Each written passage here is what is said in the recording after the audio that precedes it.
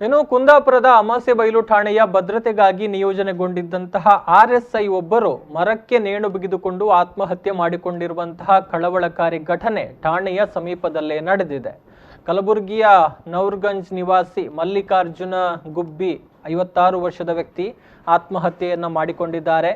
ಕೆಎಸ್ಆರ್ಪಿಯ RSI ಸಿಬ್ಬಂದಿಯಾಗಿದ್ದ Mallikarjuna ಗುಬ್ಬಿ ಅವರು ಮೇ 16ರಂದು ನಕ್ಸಲ್ ಪೀಡಿತ ಪ್ರದೇಶವಾದ ಅಮಾಸೆಬೈಲು ಠಾಣೆಗೆ ಭದ್ರತೆಗಾಗಿ ಬಂದಿದ್ರು. ನಿನ್ನೆ ರಾತ್ರಿ ಊಟವನ್ನ ಮುಗಿಸಿ ಕ್ವಾರ್ಟರ್ಸ್ನಲ್ಲಿ ಮಲಗಿದ್ದ ಅವರು ಇವತ್ತು ಬೆಳಗ್ಗಿನ ವೇಳೆ ಕ್ವಾರ್ಟರ್ಸ್ನಲ್ಲಿ ಇರಲಿಲ್ಲ.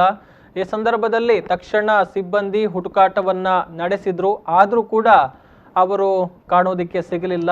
ಇನ್ನು ಬೆಳಗ್ಗಿನ ವೇಳೆ ಡೈರಿಗೆ ಹಾಲು ಕೊಡೋದಿಕ್ಕೆ ಅಂತ ಹೋದಂತಹ ವ್ಯಕ್ತಿಯೊಬ್ಬರಿಂದ ಆತ್ಮಹತ್ಯೆಯ ವಿಚಾರ ತಿಳಿಯುತ್ತೆ. ಈ ಸುದ್ದಿಯನ್ನ ತಿಳಿದು ಪೊಲೀಸರು ಸ್ಥಳಕ್ಕೆ ದೌಡಾಯಿಸಿದಾಗ ಅಲ್ಲೇ ಠಾಣೆ ಸಮೀಪದ ಮರವೊಂದಕ್ಕೆ ನೇಣು ಬಿಗಿದ ಸ್ಥಿತಿಯಲ್ಲಿ ಇವರ ಮೃತದೇಹ ಪತ್ತೆಯಾಗಿದೆ.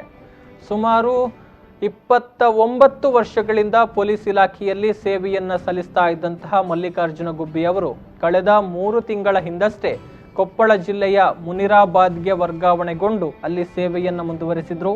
ಕೆಎಸ್ಆರ್ಪಿ ಬ್ಯಾಚ್ ಸಿಬ್ಬಂದಿಗಳಿಗೆ 15 ದಿನಕ್ಕೊಮ್ಮೆ ನಕ್ಸಲ್ ಪ್ರದೇಶದ ಪೊಲೀಸ್ ಠಾಣೆಗಳಲ್ಲಿ ಠಾಣಾ ಭದ್ರತೆಗಾಗಿ ಸೇವೆ ಸಲ್ಲಿಸೋದಕ್ಕೆ ನಿಯುಕ್ತಿಗೊಳಿಸಲಾಗ್ತಾ ಇದೆ. ಅದೇ ರೀತಿ ಮಲ್ಲಿಕಾರ್ಜುನ ಅವರನ್ನ ಕೂಡ ಇದೇ ತಿಂಗಳ 16ರಂದು ಅಮಾಸೆಬೈಲು ಠಾಣೆಯಲ್ಲಿ ಭದ್ರತೆಗಾಗಿ ನಿಯೋಜನೆ ಮಾಡಲಾಗಿತ್ತು. ಶನಿವಾರವಷ್ಟೇ ಮಲ್ಲಿಕಾರ್ಜುನ್ ಅಮಾಸೆಬೈಲು ಠಾಣೆಯಿಂದ ಬಿಡುಗಡೆಗೊಂಡು ಮುನಿರಾಬಾದ್ಗೆ ತೆರಳುವವರಿದ್ರು. ಆ ನಡುವೆ ಅವರು ಆತ್ಮಹತ್ಯೆಯನ್ನು ಮಾಡಿಕೊಂಡಿದ್ದಾರೆ. ಇನ್ನು ಮಲ್ಲಿಕಾರ್ಜುನ್ ಅವರ ಆತ್ಮಹತ್ಯೆಗೆ ನಿಖರವಾದ ಕಾರಣ ತಿಳಿದು ಬಂದಿಲ್ಲ.